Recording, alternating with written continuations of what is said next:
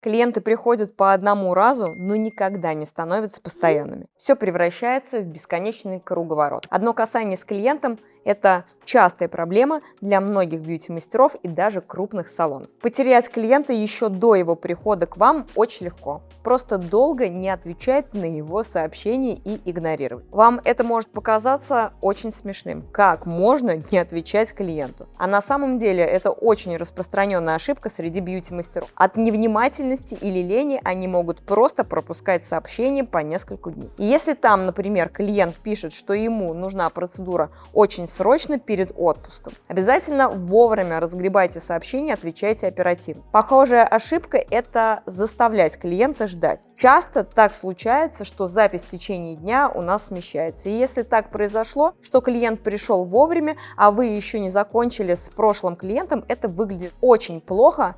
К вам на самом деле вряд ли еще раз обратится этот клиент. О таких ситуациях лучше уведомлять клиента заранее. Что же вы делаете не так во время самой работы? Ну, во-первых, агрессивно пытаетесь продавать что-то. Предложить салонный уход или доп. Процедуру можно, но делать это нужно экологично, без навязывания. Если уж вы что-то предлагаете, это должно звучать мягко и ненавязчиво, как рекомендация. Почему продажи отпугивают клиентов? Я правда не знаю, стоит ли проговаривать такое простое правило, но нельзя грубо разговаривать, ругаться матом, опаздывать, курить, работать в грязном пространстве, в общем, грубо говоря, быть хамлом. Набирают популярность такие салоны, где, работая в этом формате, девушки пытаются создать образ своей девчонки, но выглядит это ужасно и просто убивает вашу репутацию. Как тогда выстраивать коммуникацию с клиентом? Как организовать бесперебойную работу и выстроить идеальную репутацию салона красоты? Об этом и многом другом вы узнаете, перейдя по ссылке в описании. Еще клиентов отпугивает суетливость в работе, неорганизованность рабочего места. Это сразу видно, это сразу чувствуется и создается о вас не очень приятное впечатление. Это проблема многих бьюти-мастеров. Во-первых, они сами не могут удобно выстроить работу, а во-вторых, клиенты менее охотно идут к ним. Чтобы вам было легко и комфортно работать, у ваших клиентов складывалось только хорошее впечатление о вас, но это еще не все. Не настаивайте на том,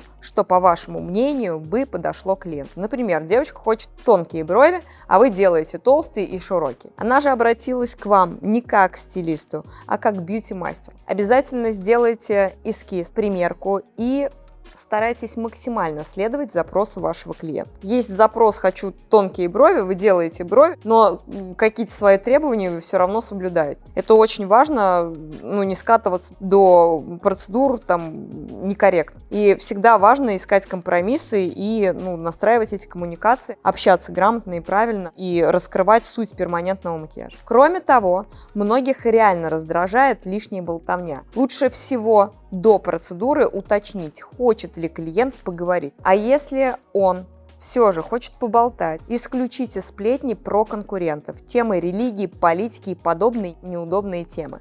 Почему их не стоит поднимать, о чем говорить с клиентом. А вы приходите на бьюти-процедуры, чтобы побыть в тишине или наоборот поболтать. Поделитесь своим мнением в комментариях. Мне очень не нравится, когда ко мне в салон приходят бьюти-мастера, за какой-то услугой, а в кабинете сидит, на ресепшене сидит человек, который, когда уходит этот бьюти-специалист, говорит, что этот человек про меня говорит. Прикол в том, что я буду винить не вот эту сторону, которая про меня плохо говорила, а вот про эту болтливую утку, которая начинает меня сливать того человека. Я же знаю, что, глухой телефон, он пролетает очень некорректно иногда, и то, что до нас доходит, это уже искаженная информация. А вот про этих болтливых уток, которые вообще, я считаю, не должны про человека говорить в третьем лице. Еще ни в коем случае не включайте человеку в чек дополнительные услуги, если не говорили об этих услугах заранее.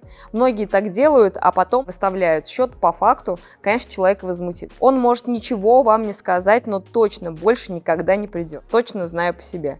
Поэтому во время процедуры для спокойствия как своего, так и клиента проговаривайте каждое свое действие. Почему я не люблю, когда мне навязывают услуги или в счет мне выкладывают чек, который сделали, а я об этом не была в курсе? Ну, возможно, у меня есть какие-то моменты, и у меня нет денег с собой, или нет денег на счету, услуга стоит дорого, да, вот эта история была у меня с парикмахером, да, когда я пришла делать коррекцию окрашивания, там, стрижку и окрашивание волос, мне начали делать процедуру ботокса, который стоит там больше 20 тысяч рублей. Конечно, меня это повергло в шок. Во-первых, у меня не было времени на эту процедуру. Во-вторых, я не хотела тратить 20 тысяч, потому что я четко не знала целесообразность этой процедуры, потому что она мне не понравилась первый раз. То есть я была не согласна. Я записывалась четко на 2 процедуры, и у меня возникло впечатление того, что мне хотят просто впарить услугу, потому что люди не добирают свой план, поэтому они втюхивают это клиенту. Или по мне видно, что я могу заплатить, поэтому как бы плати, Аленочка. Ну как бы это ненормально. Ну как бы некорректно относитесь к моему основному запросу и втюхиваете мне процедуру, тогда вы потеряете меня вообще, в принципе, навсегда как клиент, что, собственно, и произошло. На самом деле, что привлечь, что сохранить клиента очень и очень сложно. А подписка на мой канал